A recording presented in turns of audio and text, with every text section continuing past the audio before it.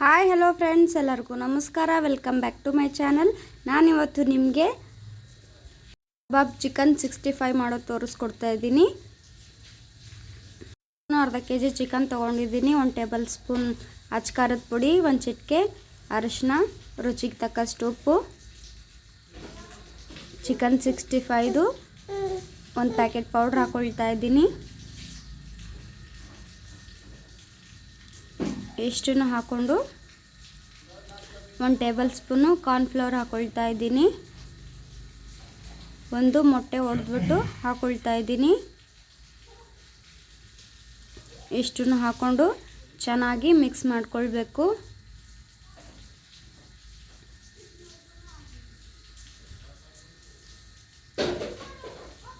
ಚೆನ್ನಾಗಿ ಮಿಕ್ಸ್ 1 ಗಂಟೆಗಳ ಕಾಲ ಮುಚ್ಚಿ ಹಾಗೆ ಇಡ್ತಾ ಇದ್ದೀನಿ.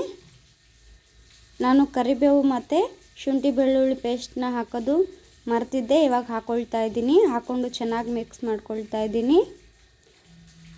ನೋಡಿ, ಇವಾಗ 1 ಗಂಟೆ ಆಗಿದೆ.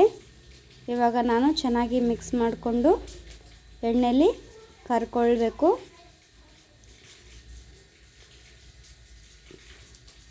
ನೋಡಿ, ನಾನು ಎಣ್ಣೆನ ಕಾಯಕ್ಕೆ ಇಟ್ಕೊಂಡಿದ್ದೆ. ಎಣ್ಣೆ ಕಾದಿದೆ. ಇವಾಗ ನಾನು ಒಂದೊಂದನ್ನಾಗಿ ಎಣ್ಣೆಯಲ್ಲಿ ಬಿಡ್ತಾ ಇದ್ದೀನಿ. ಲೋ ಫ್ಲೇಮಲ್ಲೇ ಫ್ರೈ ಮಾಡ್ಕೊಳ್ಬೇಕು, ಚೆನ್ನಾಗಿ ಕ್ರಿಸ್ಪಿ ಆಗೋವರೆಗೂ.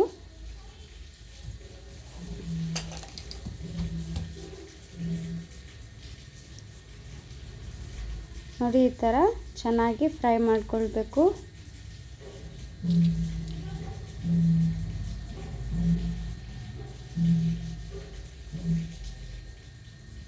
ಇವಾಗ ಫ್ರೈ ಆಗಿದ್ದಾವೆ. ಇವಾಗ ನಾನು ಸೈಡ್ಗೆ ಎತ್ತಿಟ್ಕೊಳ್ತಾ ಇದ್ದೀನಿ. ನೋಡಿ, ಕಬಾಬು ರೆಡಿ ಆಗಿದ್ದಾವೆ.